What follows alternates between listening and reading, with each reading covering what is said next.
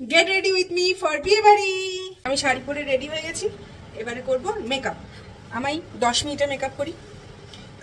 আমি খুব অল্প মেকআপ করতে ভালোবাসি। প্রাইমার লাগাবো, ফাউন্ডেশন লাগাবো, ফেস পাউডার লাগাবো, কাজল, লিপস্টিক কমপ্লিট। প্রাইমার লাগিয়ে ফেলেছি, এবারে লাগাবো ল্যাকমির 925 ফাউন্ডেশন। আমি জানি স্টেপগুলো হয়তো ভুলভাল হচ্ছে, কিন্তু আমি এইভাবেই ছোটো থেকে মেকআপ করে আসছি, সেটা নাচের জন্য হোক আর কোনো বিয়ে বাড়ি, এরকমই মেকআপ করতে পছন্দ করি।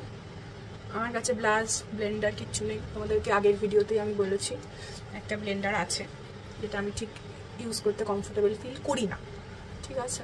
তো আমার হাতই যথেষ্ট।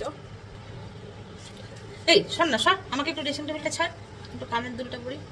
দেখি তুমি শাড়িটা চেঞ্জ করে নিয়েছো, দেখো। হ্যাঁ বেশ করেছি, আমি বললাম তো কোনো গাইড নেই, আমি 3-4টা বার করি, তারপর যেটা ভালো লাগে তো সেটা করি।